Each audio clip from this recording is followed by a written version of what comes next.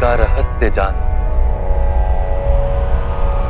संसार के वास्तविक रूप को समझो।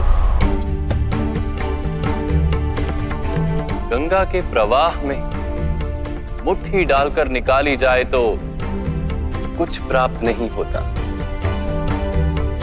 किंतु उस हथेली की अंजुलि बनाकर गंगा के प्रवाह में डाली जाए तो गंगा जल मुख तक पहुंच पाता है।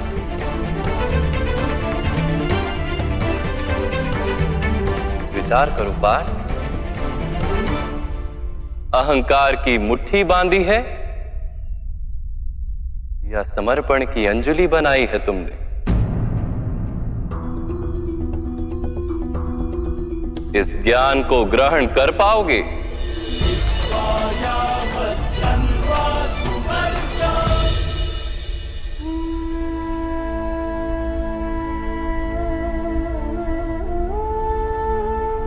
ये संसार क्या है पार्थ? मानव, दानव, पशु, पक्षी, जंतु, कीटक, मत्स्य, वृक्ष, ये सब कैसे बनते हैं? किन पदार्थों से इनका जन्म होता है? कैसे चलते हैं, कैसे जीते हैं? मृत्यु कैसे होती है इनकी? और मृत्यु के पश्चात क्या होता है?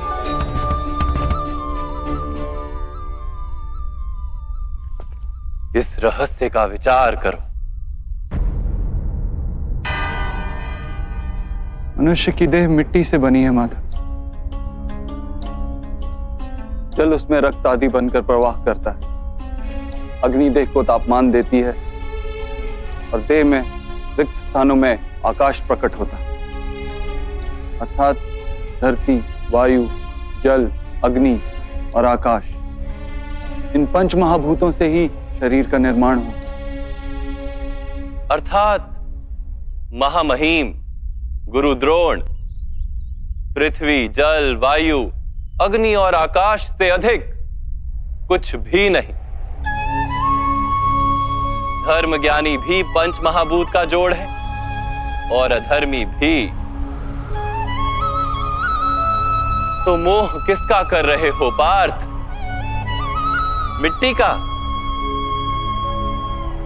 परंतु माधव, इस मिट्टी के देह से ही तो मनुष्य एक दूसरे का परिचय पाते हैं। सारे संबंध इस मिट्टी के देह से ही तो होते हैं। नहीं पार्थ,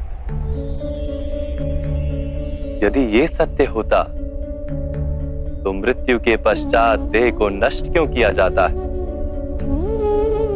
वास्तव में ना मनुष्य का परिचय उसकी देह से है और ना ही संबंधों का आधार उसकी देह से। मनुष्य का स्वभाव, उसके बर्ताव और उसके कार्य उसका परिचय। ये स्वभाव, बर्ताव और कार्य कैसे बनते हैं, इसे समझो पार्थ। मनुष्य जीवन केवल 20 दृश्य और अदृश्य पदार्थों का मेल है पार्थ, किंतु फिर भी प्रत्येक मनुष्य के स्वभाव तथा कार्य भिन्न भिन्न प्रतीत होते हैं। इसका कारण है सृष्टि के 3 गुण, तमस, रजस और सत्व। ये 3 गुण क्या है माधव? तमस का अर्थ होता है अंधकार। बिना अच्छे बुरे का विचार किए जीवन व्यतीत करने को तामसिक व्यवहार कहा जाता है। जैसे पशु पक्षी जीते हैं केवल अपनी शारीरिक इच्छाओं को पूर्ण करने के लिए। सत्व का अर्थ होता है ज्ञान का प्रकाश। जब व्यक्ति प्रत्येक परिस्थिति में धर्म का, सत्य का और परंपराओं का विचार करके व्यवहार करता है, तब उसे सात्विक जीवन कहा जाता है। इन दोनों के मध्य में ऐसा व्यक्ति होता है जिसके पास ज्ञान तो है, पर शरीर और मन की इच्छाओं के साथ बंधा हुआ भी है। ऐसा मनुष्य रजस अर्थात अहंकार पूर्ण मनस्थिति के साथ जीता है। तमस, रजस तथा सत्व गुणों के अधिक या कम मात्रा के मेल से ही मनुष्य का स्वभाव बनता है।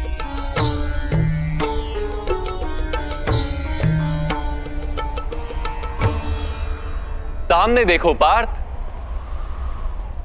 इन सब में तुम्हें कौन से गुण दिखाई देते हैं?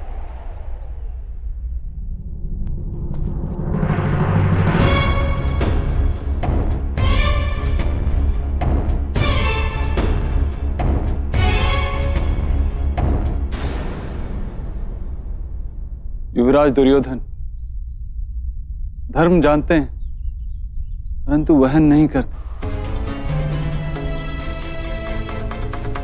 उनके जीवन का केंद्र अहंकार है,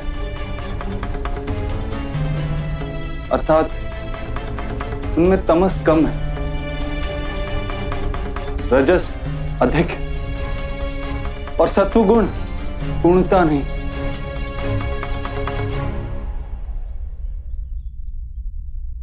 और इस ओर राजकुमार दुशासन, इन्होंने सदैव अपने ज्येष्ठ भ्राता का आदेश माना बिना विचार के, अर्थात इनमें केवल तमस। महामहिम को भी देखो पार्थ, सत्व के साथ तमस का मेल है, अहंकार नहीं है, किंतु पुरातन धर्म, पुरानी परंपराओं और प्रण के साथ बंधे, आवश्यकता होने पर भी अपना प्रण नहीं तोड़ सकते।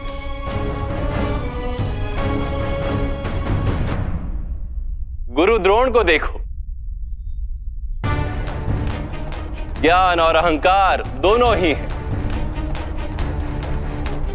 ज्ञान तो मनुष्य को मुक्ति दिलाता है, किंतु इनका अहंकार इन्हें मुक्त नहीं होने देता।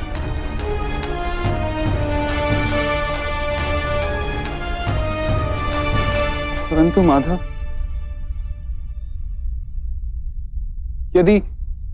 यदि मनुष्य का स्वभाव इन तीन गुणों का मेल है, तो फिर मनुष्य का व्यवहार पहले से ही निश्चित है। सिंह हिरण को खाएगा ही, और हिरण सिंह से भयभीत ही होगा। तो फिर धर्म की प्रशंसा क्यों? अपराध का दंड क्यों? उसका क्या तात्पर्य है?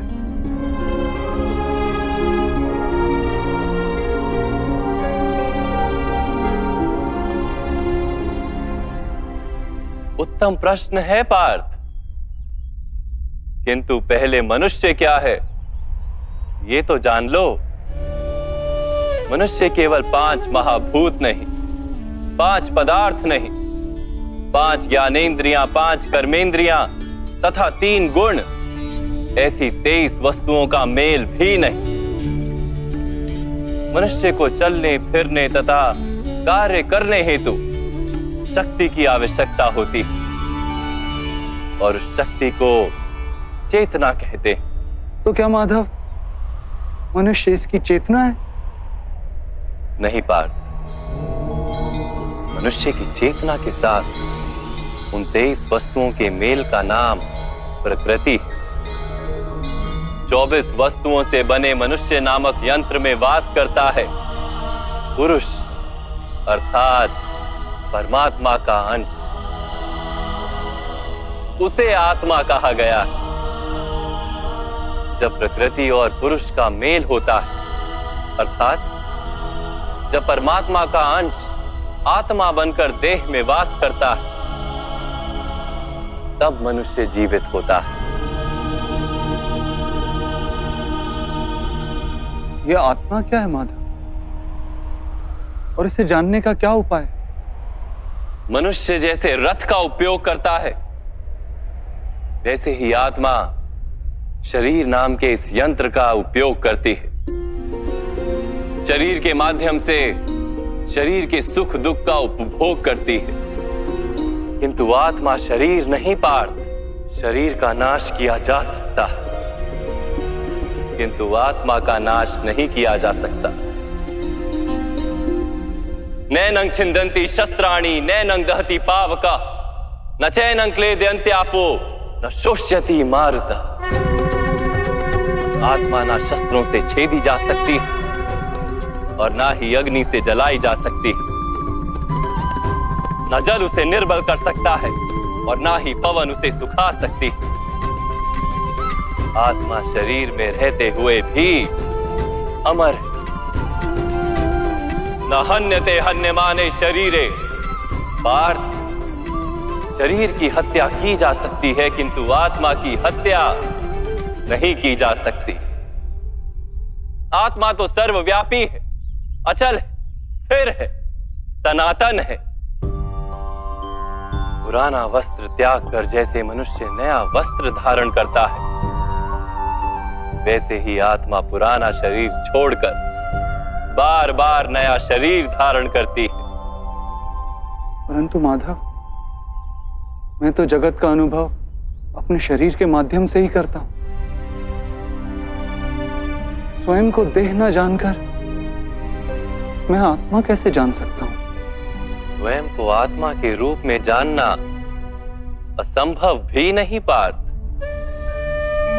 अंध भी जीते हैं, गूंगे भी जीते हैं, जिनके पास हाथ पैर नहीं होते वो भी जीते हैं।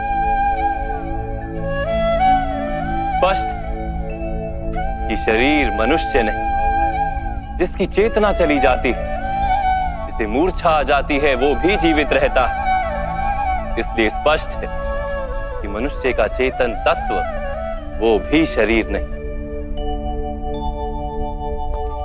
इसी प्रकार जो व्यक्ति अपने भीतर खोज करता है, मैं इंद्रियां नहीं, शरीर नहीं, भावनाएं नहीं, विचार नहीं, ज्ञान भी मैं नहीं, जो ये समझता जाता है, वो अंत में स्वयं को आत्मा के रूप में जान ही लेता है।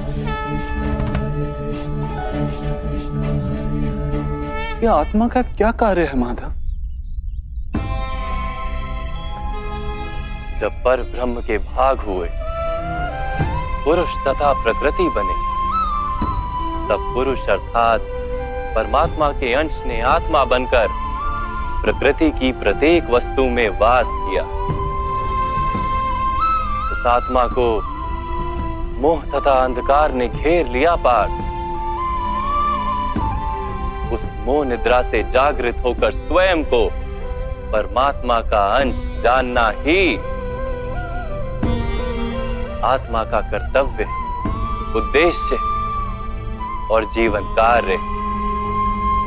परंतु माधव, यदि हर आत्मा परमात्मा का अंश है, तो क्या उन्नति और अवगति स्वयं परमात्मा कर रहे?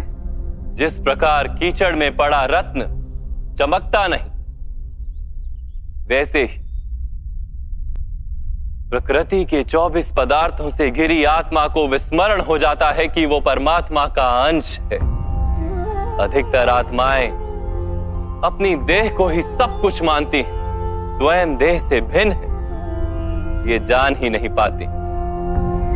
शरीर को जो सुख दुख स्वाद गंध आदि का अनुभव होता है, उसे अपना अनुभव मान लेती है और बदलाव का प्रयास ही नहीं करती।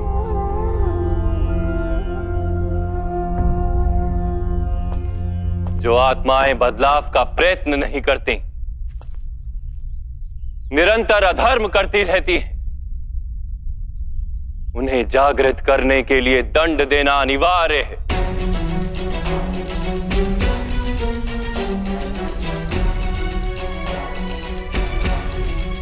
तुम भी ये जान लो पार्थ कि तुम शरीर नहीं, केवल एक आत्मा हो।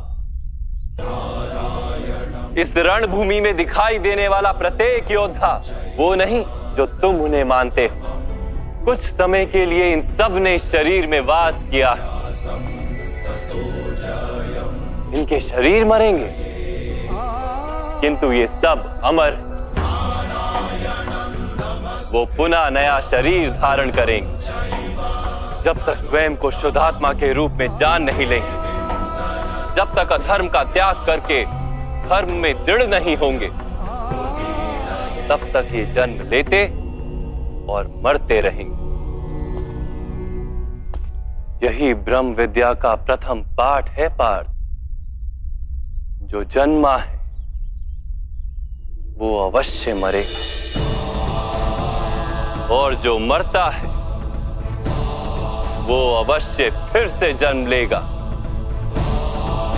इस महाज्ञान को सांख्य योग कहते हैं।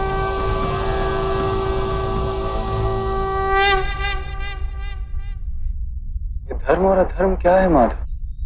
जिस मार्ग पर चलकर मनुष्य स्वयं को आत्मा के रूप में देखता है, परमात्मा के अंश के रूप में स्वयं को जानता है, उस मार्ग को धर्म कहते हैं।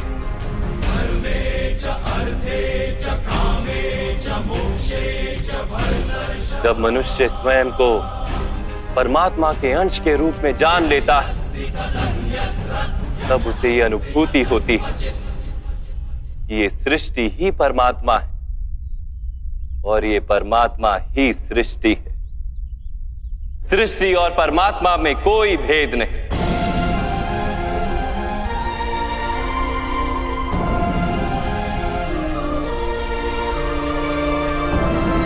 जो मनुष्य ये जान लेता है, वो दूसरे मनुष्यों और प्राणियों की ओर निर्दयी और कठोर नहीं होता। वो ये जानता है कि जीव कटने से पीड़ा केवल जीव को नहीं होती, उसकी अनुभूति समग्र शरीर को होती है। वैसे एक मनुष्य को पीड़ा होती है तो समग्र संसार उस पीड़ा का अनुभव करता है। जब तक संसार में एक मनुष्य भी पीड़ित है, तब तक वास्तव में किसी का भी सुख संपूर्ण नहीं। ये जानने पर मनुष्य का मन करुणा से भर जाए, उसे धर्म कहते हैं। जब किसी पर तमस गुण छाया होता है, तो वो दूसरों के प्रति कठोर, निर्दयी और स्वार्थी हो जाता है। अपने माने हुए सुख के लिए वो दूसरों को दुख देता है। परमात्मा की ओर गति नहीं हो पाती उसकी, अर्थात अधर्म परमात्मा से दूर ले जाने वाले मार्ग का नाम है। अर्थात अधर्म तो अज्ञान का दूसरा नाम। तो फिर अज्ञानी के प्रति तो दया होनी आवश्यक है ना? दंड का क्या तात्पर्य है?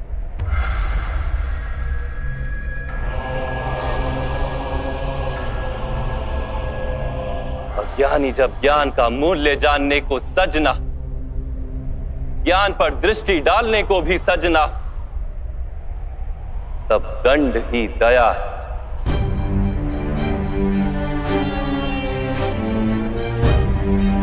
उसके प्रति भी और दूसरों के प्रति भी।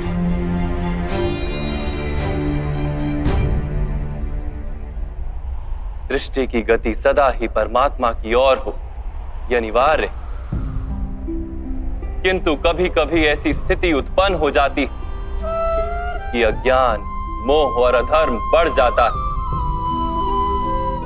संसार से धर्म लुप्त हो जाने का भय उत्पन्न हो जाता है। संसार से जब धर्म लुप्त हो जाता है, करुणा भी नष्ट हो जाती है और सत्य भी नष्ट हो जाता है।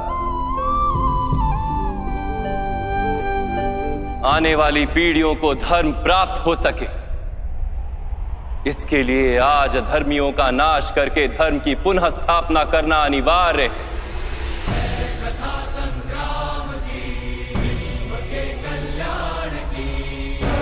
आज भी ऐसी ही स्थिति है पार्थ, और धर्म स्थापना का कर्तव्य तुम्हारा है। इसलिए निर्बलता का त्याग करो और इस युद्ध के लिए सज हो जाओ, और इस युद्ध के लिए सज हो जाओ। युद्ध के लिए सज्ज हो जाओ।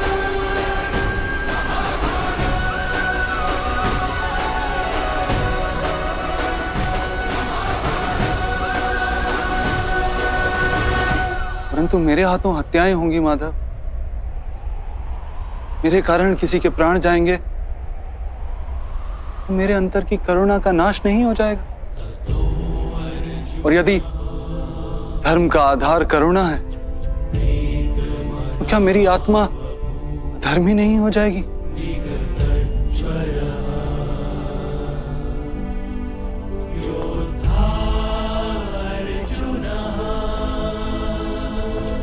कर्म का बंधन अवश्य निर्मित होता है,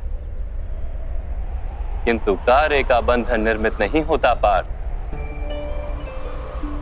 तुम्हें कर्म और कार्य के बीच क्या भेद है, ये जानना आवश्यक है।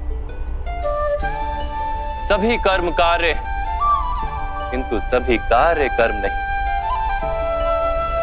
कर्म उस कार्य को कहते हैं जिसके साथ फल की आशा जुड़ी हो। मनुष्य जब भी सुख की, संपत्ति, प्रशंसा की आशा रखकर कोई कार्य करता है तो वो उस कार्य के फल से बंध जाता है।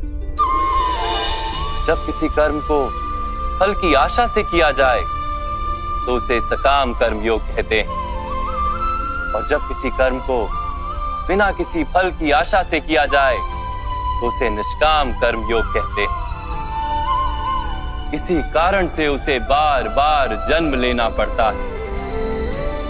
वास्तव में मनुष्य को कोई कर्म नहीं बांधता, कर्म से जुड़ी आशाएं उसे बांधती। वो कैसे माधव? यदि इस युद्ध में तुम्हें विजय होने की आशा है तो पराजित होने पर तुम्हें भीषण दुख होगा, और वो दुख तुमसे कोई अन्य कार्य करवाएगा जिसके लिए तुम्हें दूसरा जन्म लेना पड़ेगा। और यदि तुम विजयी हुए तो तुम्हारा अहंकार बढ़ेगा, और वो अहंकार तुम्हें विश्व विजय के लिए प्रेरित करेगा, तुमसे हत्याएं करवाएगा और उसका पाप तुम्हें बांधेगा। विचार करो, यदि तुम्हें इस युद्ध में ना विजय का मोह और ना पराजय का भय, तो इस युद्ध के अंत में तुम्हें सुख प्राप्त होगा या दुख प्राप्त होगा? ना सुख माधव और ना ही दुख। अर्थात तुम्हारा सुख, दुख, हताशा, निराशा, अहंकार युद्ध के कारण नहीं है। युद्ध के साथ तुमने जो आशाएं बांधी हुई हैं उसके कारण है। क्या ये सत्य नहीं है पार्थ?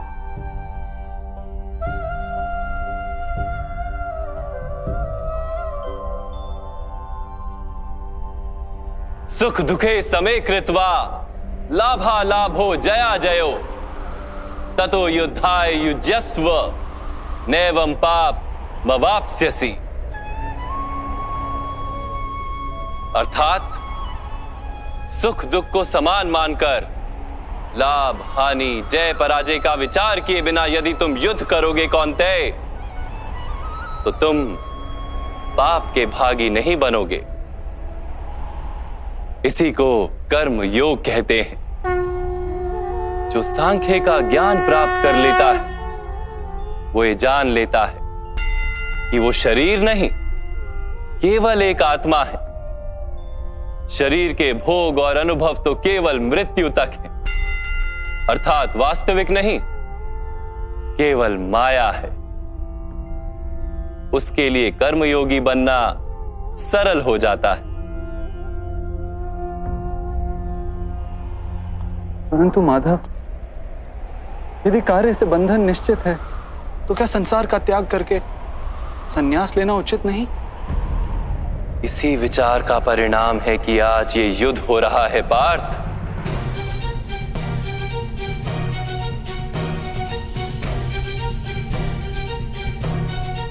विचार करो, जब सत्व गुण से भरे धर्म को जानने वाले लोग कर्मों का त्याग करते हैं तब अधर्म से भरे लोग ही संसार को चलाते।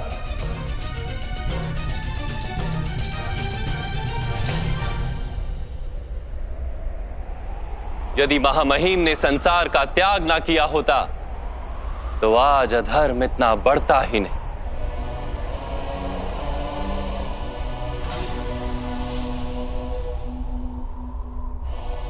और तुम्हारे पिता ने यदि संन्यास ना लिया होता तो आज भ्राता युधिष्ठिर सुख से राज कर रहे होते।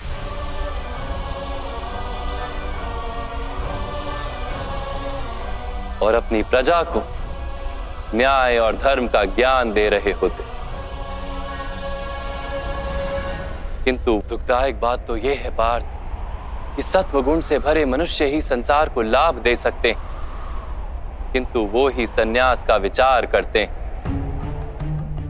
जैसे जल तो भाप बनकर उड़ जाता है और कीचड़ कीचड़ वहीं पड़ा रहता है, वैसे सत्वगुणी सज्जन लोग तो संसार का त्याग कर देते और तमस से भरे अधर्मी लोग संसार में कार्य करते हैं। इसी कारण से संसार में पाप और अधर्म बढ़ता है।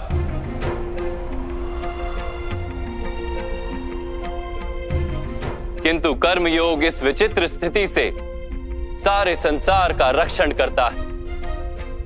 कर्मयोगी फल की आशा का त्याग करता है, किंतु कर्मों का त्याग नहीं करता। वो इसी संसार में रहता है, सन्यासी की भांति सारे कार्य करता है, किंतु उनमें लिप्त नहीं होता। कर्मयोगी अपनी संतानों से, स्वजनों से, अपनी प्रजा से कोई अपेक्षा या आशा नहीं रखता। स्वयं उसे संन्यास का लाभ होता है, किंतु समाज को संसारी की भांति लाभ देता है। मनुष्य अपनी संतानों के सुख के लिए श्रम करता है माधव। अपनी संतान से सुख की अपेक्षा कैसे न रखे? मनुष्य अपनी संतानों के लिए जो भी करता है वो व्यापार है या प्रेम पार्थ? प्रेम माधव। तो फिर अपने कार्यों के प्रति फल की इच्छा क्यों पार्थ? भविष्य का लाभ तो व्यापार में देखा जाता है, प्रेम में नहीं। जो मनुष्य अपनी संतानों का चरित्र निर्माण उचित रूप से करता है, संतानों को प्रेम और धर्म के संस्कार देता है, उसकी संतानें भी मनुष्य को प्रेम और सुरक्षा अवश्य देती। संतानों के कर्म, स्वजनों के व्यवहार उनके कर्म है पार्थ। और जब उनके कर्मों पर हमारा कोई अधिकार नहीं होता तो उनसे आशाएं और अपेक्षाएं रखने का क्या प्रयोजन? यदि गहन विचार करोगे पार्थ तो शीघ्र ही ये जान लोगे कि जीवन में ऐसा कोई कार्य नहीं है जिसके साथ आशाएं और अपेक्षाएं जोड़ना अनिवार्य हो। जब सृष्टि ही परमात्मा है और मनुष्य स्वयं परमात्मा का अंश है तो सारे कार्य परमात्मा ही करते हैं, मनुष्य स्वयं कुछ नहीं करता। यही कर्मयोग का मूल सिद्धांत है पार्थ।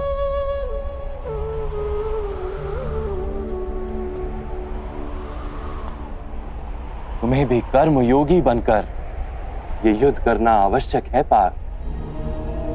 त्रिगुणिया विश्या वेदा निस्त्रिगुण्यो भवार्जुना निर्द्वंद्वो नित्य सत्वस्थो निर्योग क्षेम आत्मवान। 3 गुणों का त्याग करके निर्गुण बन जाओ पार्थ। इस द्वंद्व से मुक्त हो जाओ। सदा सत्व अर्थात परमात्मा में बुद्धि लगाकर कर्तव्य का वहन करते रहो। कुछ प्राप्त करने की इच्छा और कुछ प्राप्त किए हुए का रक्षण करने का विचार त्याग दो पार्थ और अपनी आत्मा को स्वतंत्र कर।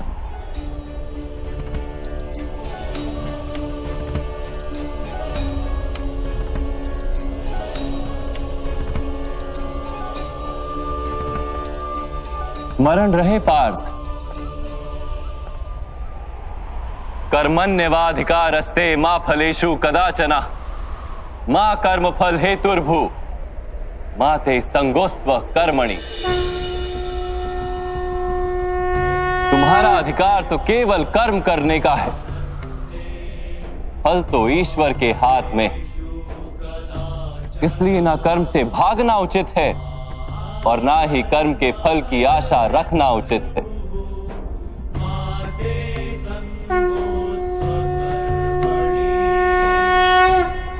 जो फल का त्याग कर दे परंतु कर्म का त्याग ना करे, ऐसे कर्म योगी को कैसे जाना जा सकता है माधव? विश्या विनिवर्तन्ते निरहारस्य देहिनः रसवर्जम रसोप्यस्य परम दृष्ट्वा निवर्तते।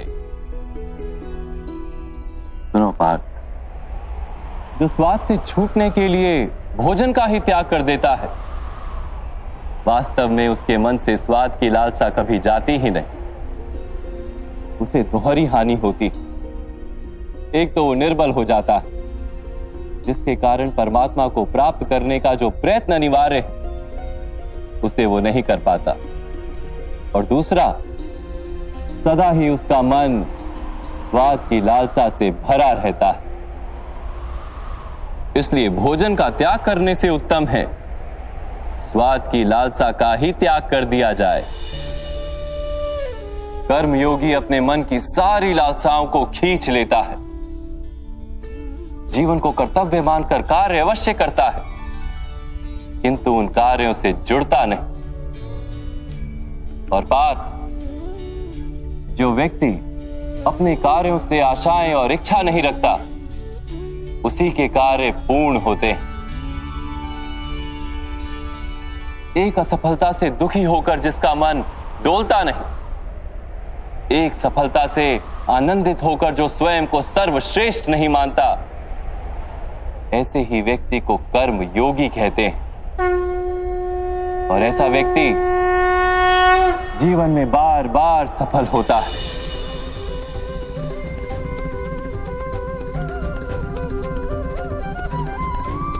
ध्यायतो विषयान पुंसः संगस्तेषु पजायते संगात संजायते कामा कामात् क्रोधो भिजायते क्रोधात् भवति सम्मोह सम्मोहात् स्मृति विभ्रम स्मृति भ्रंशात् बुद्धि नाशो बुद्धि नाशात् प्रणश्यति।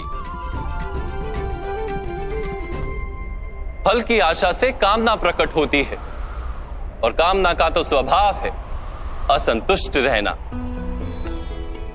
असंतोष से क्रोध उत्पन्न होता है, और क्रोध से मोह जन्मता है।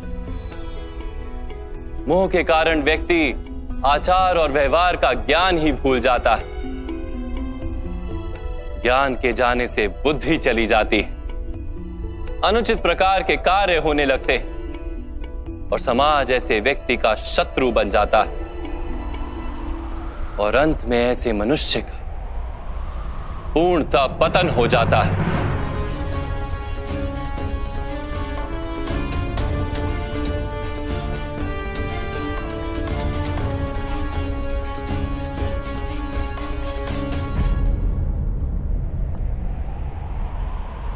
जैसे भ्राता दुर्योधन, उनके सेनापति महामहिम उनके ही शत्रु हैं, और तुम्हें विजय का आशीर्वाद दिया।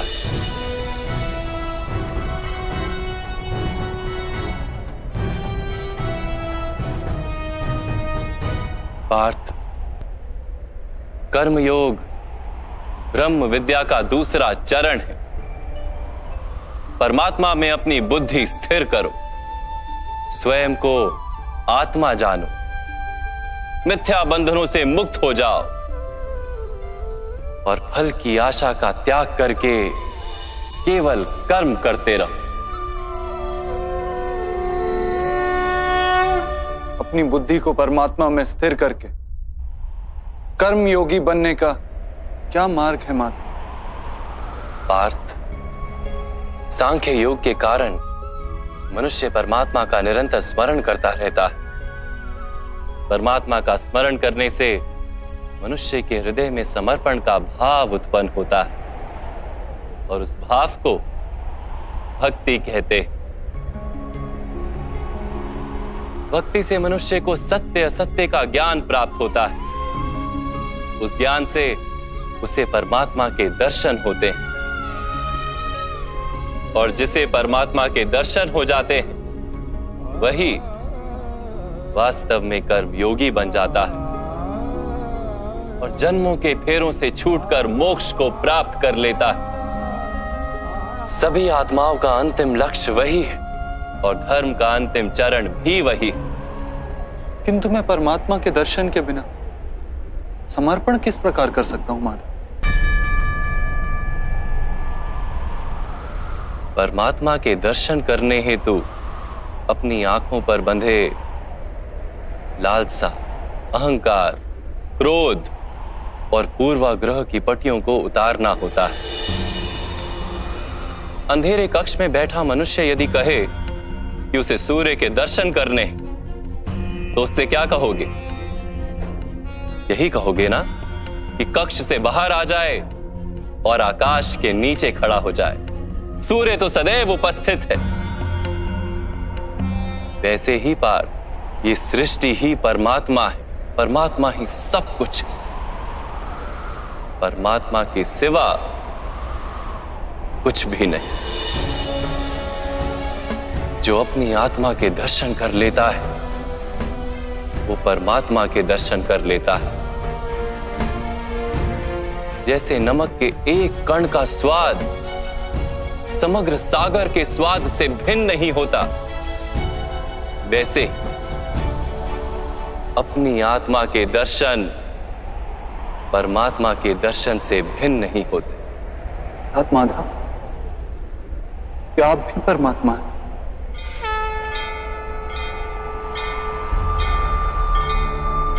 हाँ पार्थ, मैं परमात्मा। यदा यदा हि जैसे तुम भी परमात्मा,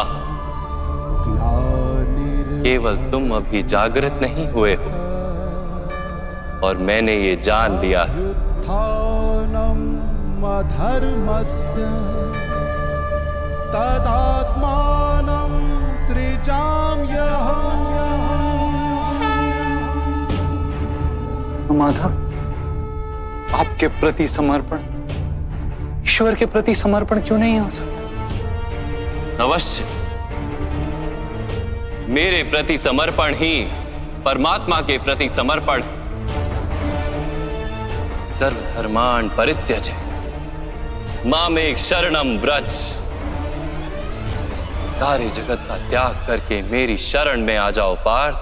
यदा यदा हि धर्मस्य मैं ही संसार हूं। मैं संसार का प्रत्येक कण हूं। मैं ही सूर्य हूं और मैं ही चंद्र हूं। मैं ही नक्षत्र हूं और मैं ही सभी ग्रह हूं। मैं सूर्य से भी अधिक पुरातन हूं और किसी वृक्ष पर खिली कली से भी नया हूं। मैं ही सारे मनुष्य हूं। मैं ही स्वर्ग और नरक को धारण करने वाली शक्ति हूं। मैं ही दुर्योधन हूं और मैं ही अर्जुन भी हूं।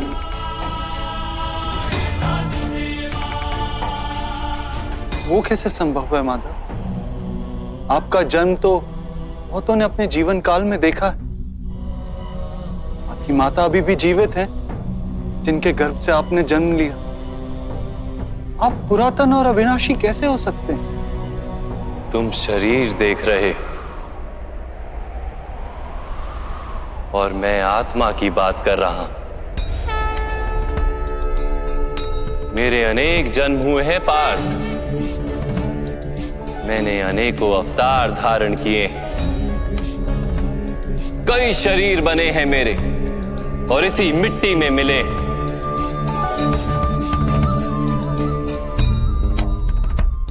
और आगे भी मैं बार बार जन्म लूंगा।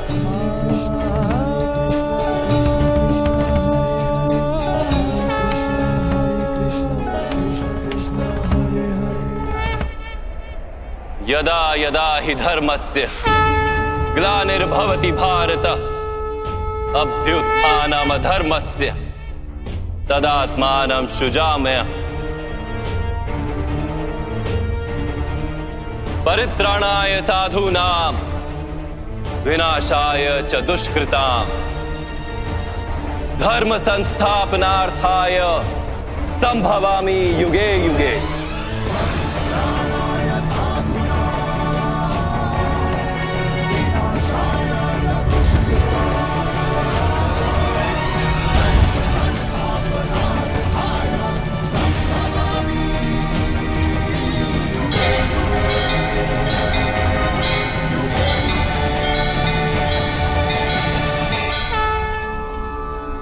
जब जब धर्म को हानि होती है, जब जब अधर्म में वृद्धि होती है, तब तब सत्पुरुषों के उद्धार के लिए, अधर्मियों के विनाश के लिए और धर्म की पुनः स्थापना के लिए मैं ही जन्म लेता हूं।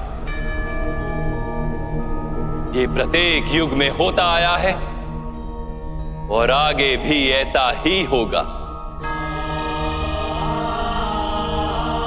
मैं ही अविनाशी परमात्मा हूं। मैं ही मत्स्य भी था और मैं ही वामन अवतार भी।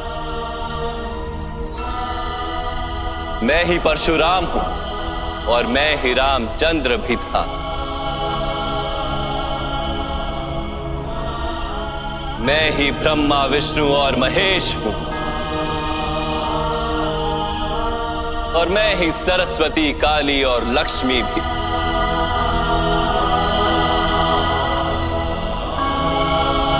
मैं ना पुरुष हूं, ना स्त्री हूं और ना ही नपुंसक। मैं ना शरीर हूं, ना शरीर के अंग हूं। मैं ज्ञान, सृष्टि, चैतन्य और पर ब्रह्म। मैं सब कुछ हूं और मैं कुछ भी नहीं।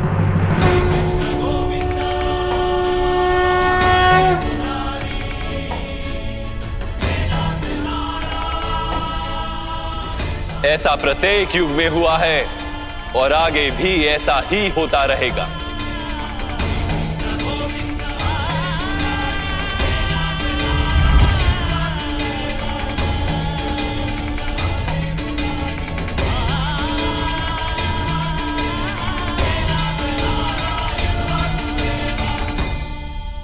जब तुम आत्मज्ञान प्राप्त करोगे पार्थ, तो स्वयं को मुझसे जुड़ा ही पाओगे। तब तुम भी मेरी ही भांति स्वयं को परमात्मा के रूप में देखोगे। किंतु उस पद को प्राप्त करने हेतु मेरे प्रति संपूर्ण समर्पण अनिवार्य है। समर्पण क्या है माधव? समर्पण मन की ऐसी स्थिति का नाम जब मनुष्य अपने सारे संकल्पों का त्याग कर देता है, स्वयं से किसी प्रकार के निर्णय अथवा प्रण भी नहीं लेता। जिस प्रकार के कार्य उसे दिए जाते हैं उसी प्रकार के कार्य करता है। वास्तव में समर्पण का अर्थ होता है अपने आप, अपने मन को, बुद्धि को, ज्ञान को, इच्छा को, आशा को, अपनी भावनाओं को, अपना सब कुछ किसी को अर्पण कर देना। और ऐसे समर्पण को भक्ति कहते हैं।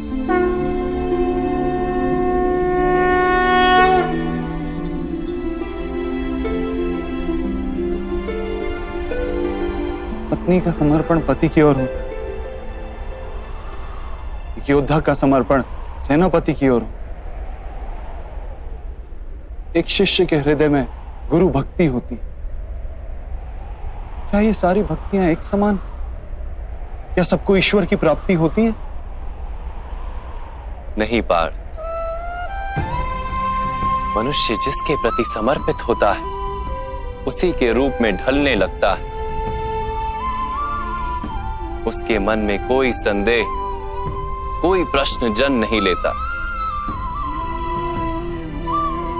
किसी दुष्ट के प्रति समर्पण उस मनुष्य के कार्यों को दूषित कर देता है। अंगराज कर्ण ने धर्म को जानते हुए भी द्यूत सभा में पांचाली को अपशब्द कहे थे। जो 5-5 पुरुषों के साथ संबंध रखती है, वैश्या होती है ऐसी स्त्रियां, वैश्या होती है ऐसी स्त्रियां। उसका कारण था अंगराज का भ्राता दुर्योधन के प्रति समर्पण। इस युद्ध में उन्हें जो दंड मिलेगा वो किसी जन्म या जाति के लिए नहीं, अथवा एक दुष्ट के प्रति समर्पण के लिए उन्हें दंड मिलेगा। इसलिए हे धनंजय, समर्पण उत्तम के प्रति होना आवश्यक है। उसी से मनुष्य उत्तम बनता है। लोहे की माला से अपराधी बांधा जाता है, पीतल की माला से मंदिर के दीपक को बांधा जाता है, और सोने की माला को आभूषण बनाकर गले में धारण किया जाता है। पति भक्ति, स्वामी भक्ति, मित्र भक्ति, ऐसी अनेक भक्तियां होती हैं पार्थ, किंतु सबसे श्रेष्ठ भक्ति तो परमात्मा की भक्ति होती है।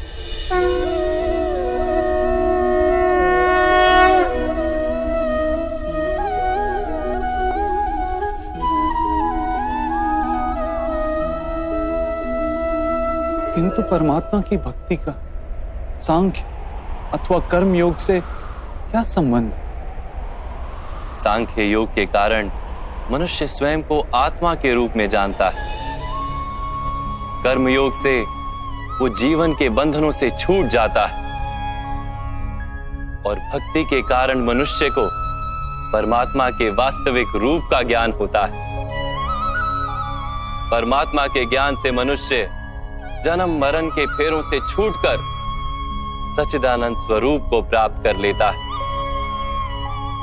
परमात्मा में समाकर स्वयं परमात्मा हो जाता है। जैसे जल की छोटी सी बूंद जब सागर में मिलती है तो स्वयं सागर बन जाती है। अर्थात इस शरीर का कोई महत्व ही नहीं है माधव। अवश्य महत्व है पार्थ। शरीर के माध्यम से ही मनुष्य को परमात्मा का साक्षात्कार होता है। मृत्यु और नए जन्म के बीच के समय में आत्मा के ज्ञान में वृद्धि नहीं हो पाती। इस जन्म में प्राप्त अनुभव, ज्ञान, विचार और अभ्यास को लेकर आत्मा नया शरीर धारण करती है।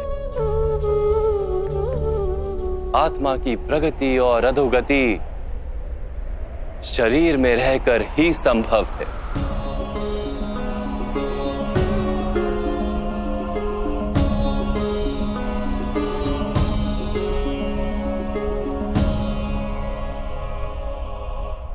परंतु माधव, यहां उपस्थित व्यक्तियों का वध करके क्या हम उनके उद्धार की संभावना को नष्ट नहीं कर देंगे?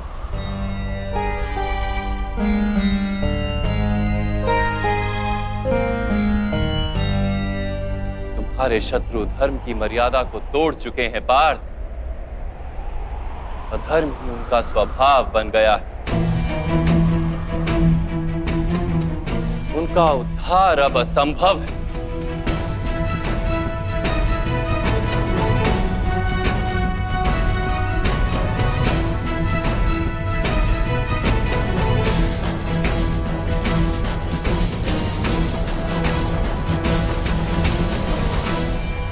अपराधी को एक सीमा तक ही उद्धार का अवसर दिया जा सकता है। मैंने शिशुपाल के 99 अपराधों को क्षमा किया था, किंतु 100 अपराधों के पश्चात उसे दंड देना आवश्यक था। अपराधी को यदि अपराध करने दिया जाए तो उसका अधिक से अधिक पतन होता है।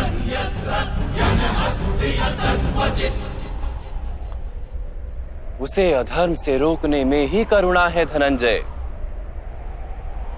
ये आत्माएं मरेंगी नहीं, अधर्म से दूषित शरीर का त्याग करके नया शरीर धारण करेंगी और उस शरीर में उनकी प्रगति की संभावना अधिक होगी। इस विचार से यदि तुम युद्ध करोगे तो वो उचित है। मनुष्य का शरीर उसकी संपत्ति भी है और मर्यादा भी। धर्म के मार्ग पर प्रवास करने वाला मनुष्य अपने शरीर को शुद्ध करता है और उसके माध्यम से आत्मा का साक्षात्कार करता है। इसी को क्षेत्र क्षेत्रज्ञ संबंध कहा गया है। मैं इसका तात्पर्य नहीं जान पाया माधव। जब मनुष्य ये जान लेता है कि उसका शरीर एक भूमि का टुकड़ा है, अर्थात क्षेत्र है, और वो उस शरीर में रहने वाला, उस शरीर को समझने वाला अर्थात क्षेत्रज्ञ है, तब वो शरीर के माध्यम से अपनी प्रगति साध पाता है। आत्मा शरीर में रहकर 3 गुणों का समतोलन करती है। तमस को घटाकर सत्व को बढ़ाने का उपाय करती है और ईश्वर की भक्ति करके परमात्मा के साथ एक हो जाती है। भक्ति कैसे की जाती है माधव? क्या समर्पण ही भक्ति नहीं? नहीं पार्थ, समर्पण तो भक्ति का प्रथम चरण है। वास्तव में भक्ति किसी कार्य का नाम नहीं, वो तो केवल मनस्थिति का नाम है।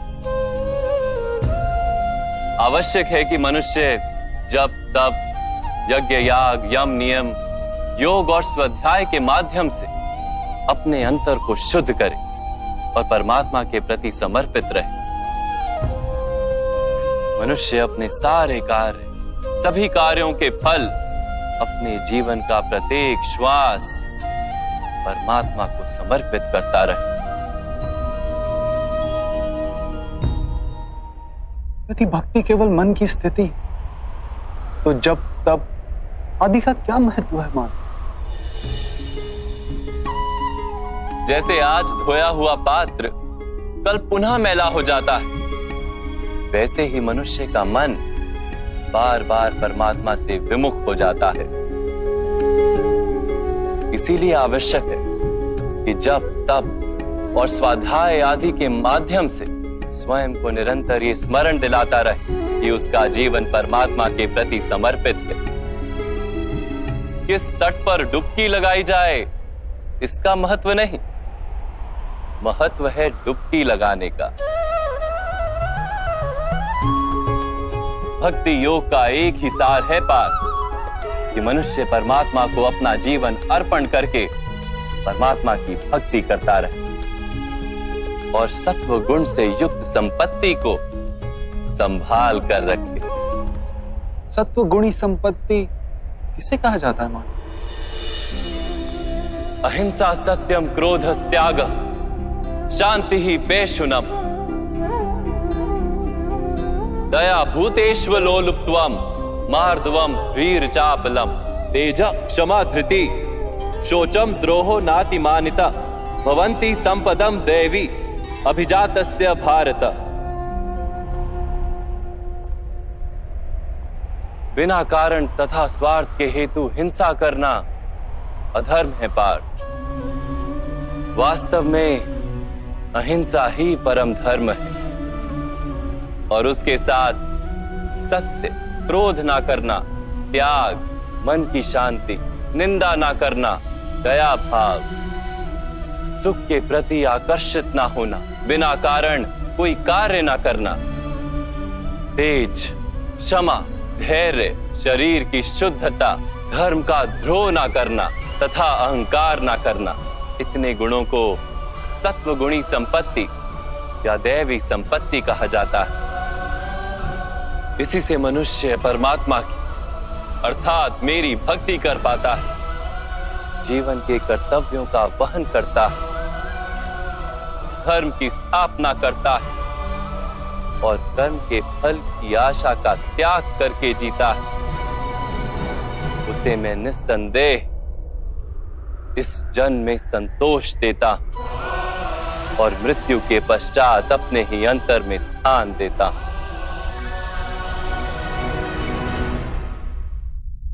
आपका रूप कैसा है माधव? सांख्य योग के माध्यम से मैंने ये जाना कि मैं एक आत्मा हूं, अमर हूं और इस नश्वर शरीर में केवल कुछ समय के लिए वास करता हूं। कर्मयोग के माध्यम से मैंने ये जाना कि जो फल की इच्छा का त्याग कर केवल कर्म करता है, उसे जीवन में शांति और सफलता प्राप्त होती है। भक्ति योग के माध्यम से मैंने आपके प्रति समर्पण का महत्व जाना।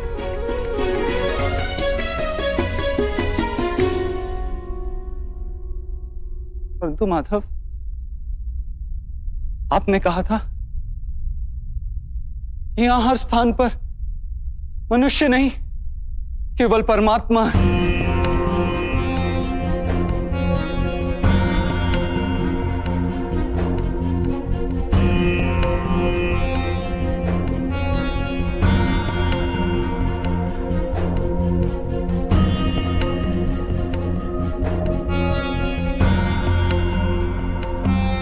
किंतु अब भी मुझे यहां केवल मनुष्य दिखाई दे रहे, केवल मनुष्य माधव।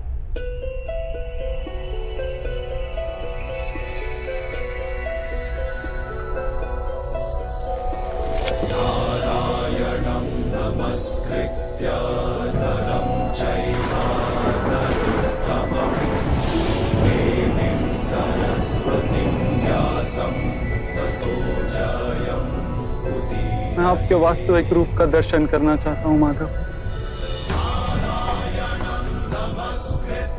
आपकी शक्ति, आपका ज्ञान, तेज और ऐश्वर्य से युक्त परमात्मा स्वरूप को प्रत्यक्ष देखना चाहता हूं माधव। मुझे अपने अविनाशी स्वरूप का दर्शन दीजिए माधव। मेरे सारे संदेहों को नष्ट कर दीजिए।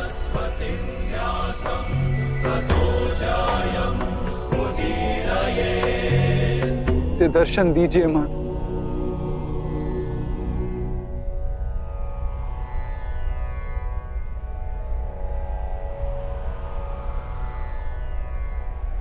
देखो पा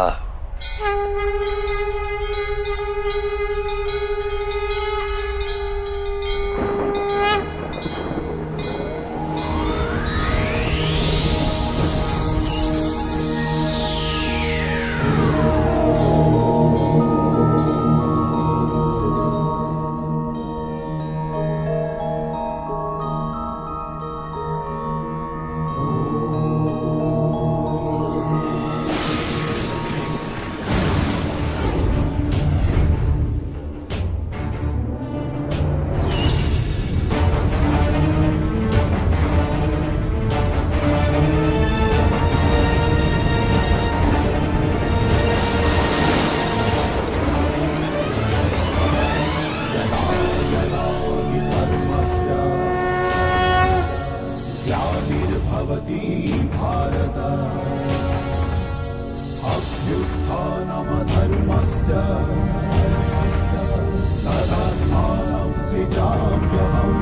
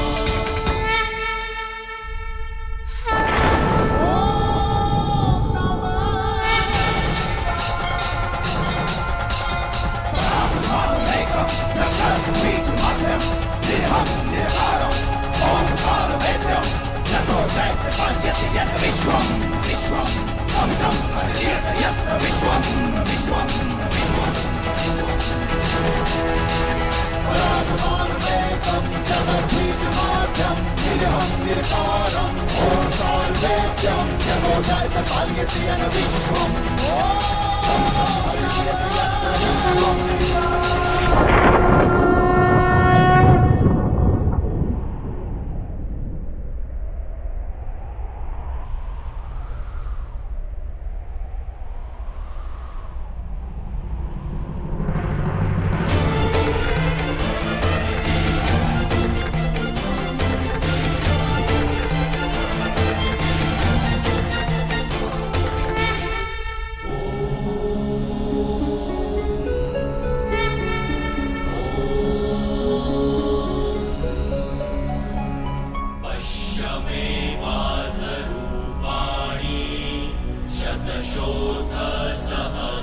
सांख्य योग से कर्म योग, कर्म योग से भक्ति योग और भक्ति योग से ज्ञान योग की प्राप्ति होती है।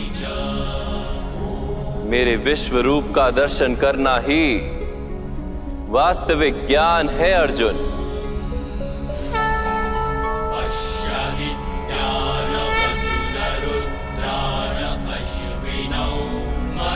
यही एक ज्ञान है जो विश्व में सारे ज्ञानों तथा विज्ञानों का आधार है। यही ज्ञान मुक्ति प्रदान करता है। देवताओं को भी जो दर्शन सरलता से प्राप्त नहीं होते, ऐसा वास्तविक रूप में तुम्हें दिखा रहा हूं अर्जुन।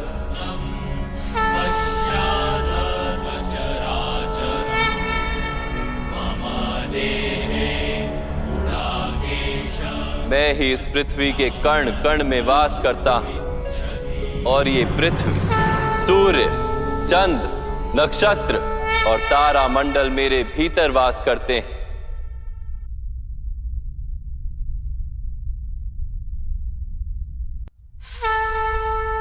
मैं ही सत्य हूं, मैं ही संपूर्ण हूं, मैं ही जीव और मैं ही शिव। अक्षरों में आकार, वेदों में सामदेव, देवों में इंद्र, प्राणियों में चेतना, यक्षों में कुबेर, रुद्रों में शंकर, वसुओं में अग्नि, पर्वतों में सुमेरु और ऋषियों में भृगु, ध्वनियों में ओमकार, यज्ञों में जाप और वृक्षों में पवित्र पीपल, बुद्धि में स्मृति, मेधा, धृति और क्षमा मैं ही हूं। कीर्ति मैं ही हूं। गंधर्वों में चित्ररथ हूं, देवर्षियों में नारद हूं और मुनियों में कपिल, अश्वों में उच्च श्रवा, हाथियों में ऐरावत हूं और पशुओं में सिंह, पक्षियों में गरुड़, मनुष्य में राजा और शस्त्रों में वज्र, गायों में कामधेनु, सर्पों में वासुकी, शेषनाग, यमराज, वरुण देव और वायु भी मैं ही।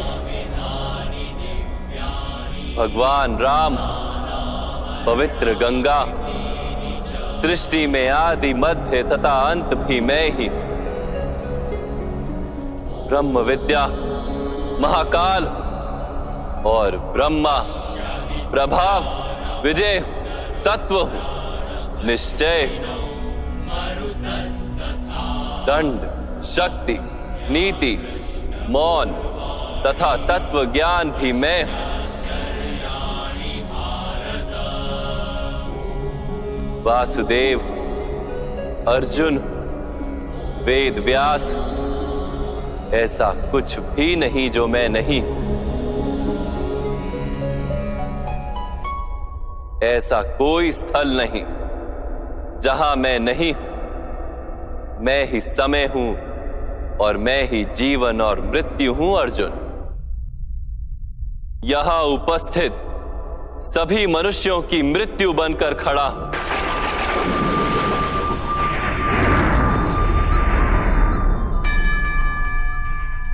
तुम यदि शस्त्र नहीं उठाओगे तब भी मैं इन सब का वध कर दूंगा। इसलिए मोह का त्याग करो और अपने कर्तव्य को देखो। धर्म का भार उठाओ, गांडीव उठाकर शरसंधान करो।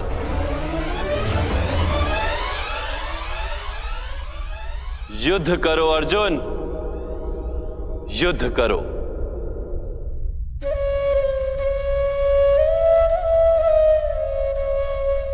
हे माधव, हे मधुसूदन, आज मेरे सारे संदेहों का नाश हो गया। कृपया अपने मनुष्य रूप में आ जाइए। मैं आपके प्रत्येक आदेश का पालन करूंगा। करिष्य वचनम तवा।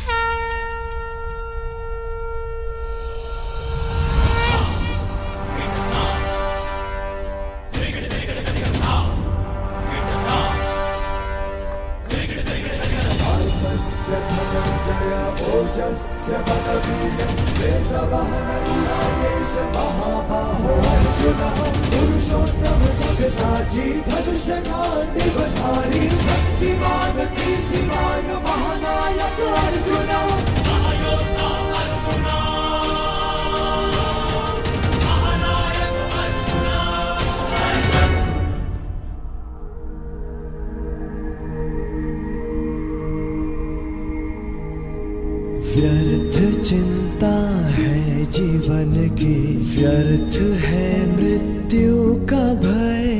आत्म को ना मार पाते शस्त्र अग्नि असमय।